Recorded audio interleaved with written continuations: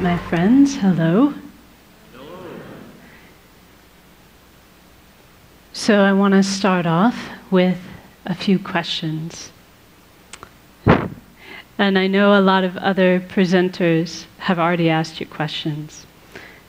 And they've been kind of hard questions.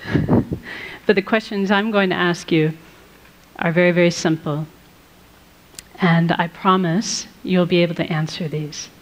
All right, are you ready for your first one? Okay. Your first question is, you don't have to answer out loud. Are you having a good day? Okay, you got your answer? All right. My second question for you is, why? If you're having a good day, why are you having a good day? Or if you're having a bad day, why are you having a bad day?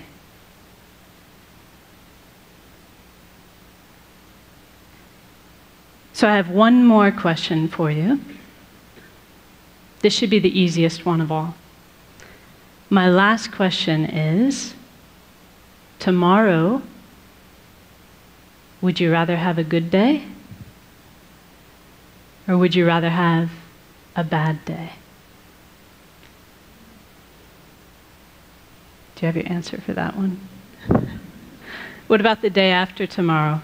What about Sunday? Let's see, yeah, that's right. Tomorrow's Saturday, Sunday. How about Monday? Would you like to have a good day or a bad day on Monday? Tuesday? Wednesday? Thursday? Friday? This time next week? A good day or a bad day?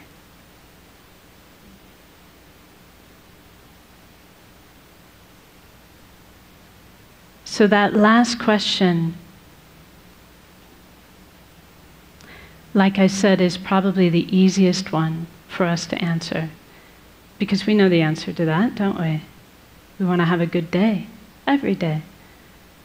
Did anyone in the room answer, yes, I want to have a bad day on Monday? Of course not. We all want to have a good day, every day.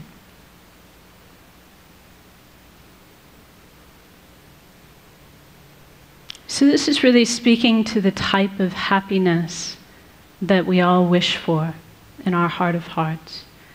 We have a good day when we are happy. And we want to be happy every day. There's never a day when we don't want to be happy. But whether or not we have good days or bad days really depends upon how we answered the second question. Do you remember the second question? What was the second question? Why? Why am I having a good day? Why am I having a bad day? So one thing that my teacher says, his name is Geshe Kelsang Gyatso, and he says that much of the time our mind is like a balloon in the wind, blown here and there by external circumstances. Do you know that feeling? He says when things are going well, when they're going our way, we feel happy. But then if something goes wrong, for example, he says if we're forced to work with a colleague that we dislike, but I'm sure none of you have colleagues you dislike, right?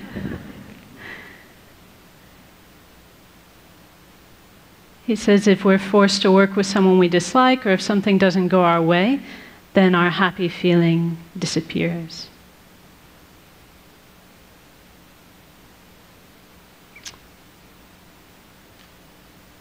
So as long as our answer to the question, why am I having a good day, or why am I having a bad day? Because, you know, this is a question people ask us, like maybe when you get home today, someone will go, well, so how was that TED thing? Did you have a good day? And we'll say, yeah, I did. There was this lady, and she talked to us about how we need to be compassionate towards former inmates, and there was this performer who did this awesome beatboxing thing with his mouth, and this person and that person. As long as our reasons for why we had a good day are a list of external conditions, then we're not going to have the stable happiness that we all want. Does that make sense to you? Because if that's what our happiness depends upon, because we cannot control people and circumstances every single day, then our happiness will be in the hands of others, won't it? It'll be at the whim of our circumstances. So if you really wish to have a good day every day, we've got two things we need to do. So the first thing that we need to do is we need to stop outsourcing our happiness and outsourcing our unhappiness onto people and circumstances. In other words, we need to stop attributing our happiness to what's going on externally, and we need to stop blaming others, especially blaming others, for our unhappiness. So for as long as we do that, as long as we're making it the job of people and circumstances to make us happy, or as long as we're making it their fault when we're unhappy, our happiness will be very unstable and elusive. Our second job is to actively cultivate a source of peace and a source of happiness coming from inside our own mind. So here's something I want you to commit to memory. Are you ready? This is another line from one of my teacher's books where he says, happiness and unhappiness are states of mind, and therefore their real causes cannot be found outside the mind. So if we have a peaceful state of mind, we will be happy regardless of people and circumstances. If our mind is unpeaceful or agitated, then even if we have very good circumstances, we'll find it impossible to be happy.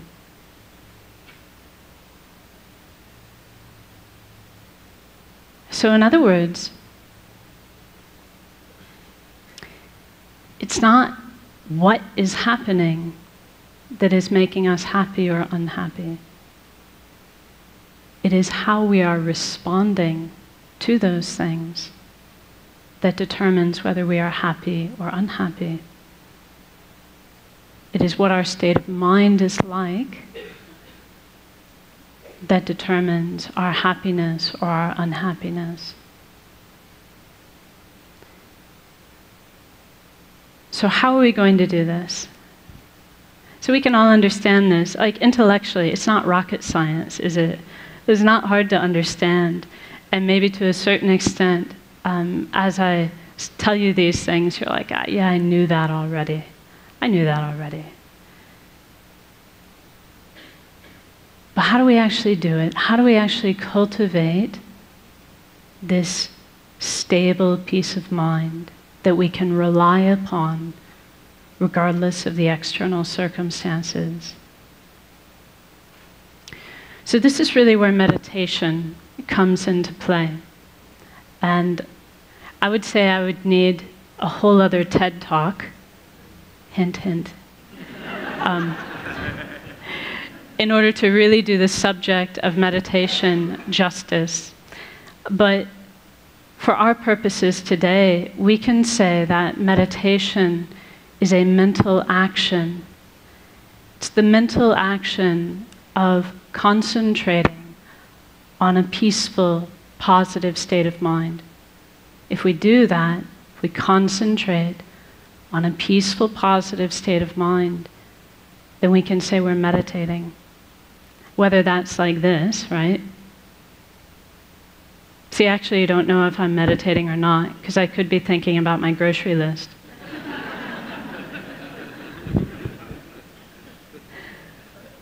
It's only meditation if I'm actually focusing on a positive, peaceful state of mind. But the trick is, I can do it like this. This is called formal meditation. But we can also learn to do this all the time in our daily life.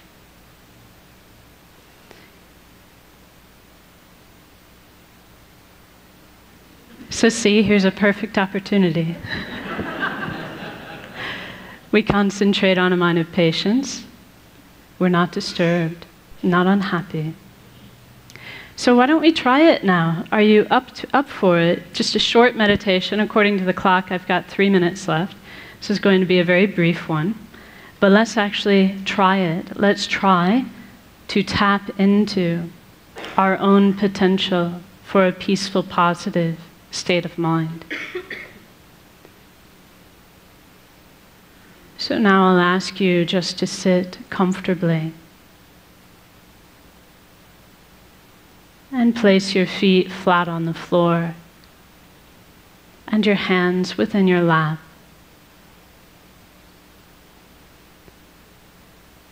And then you can lightly close your eyes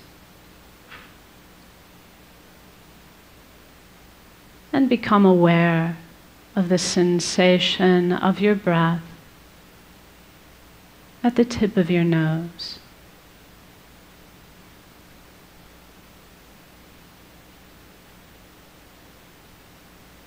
And as you breathe out, you can imagine you are breathing out any agitation, any mental busyness, any frustration or unhappiness in your life. Breathing it all out like dark smoke.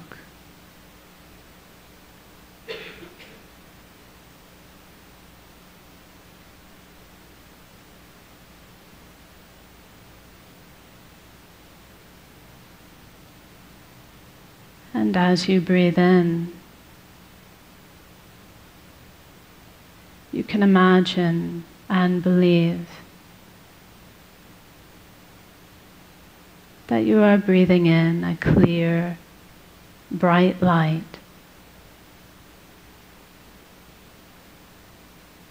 which is the very nature of inner peace.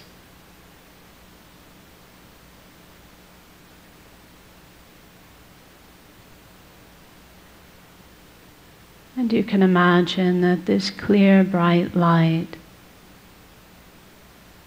fills your entire body and mind.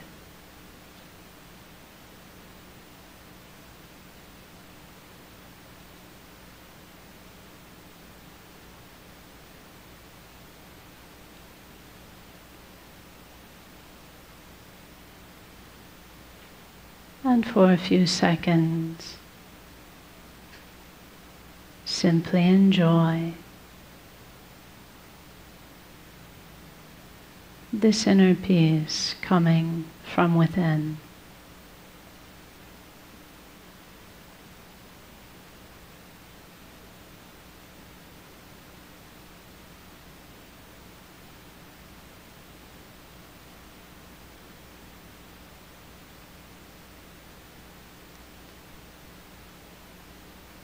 And now as we finish,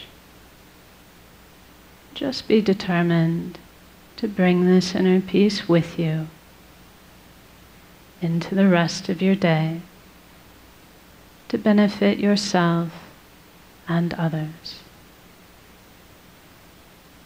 So now we rise from meditation. Thank you very much.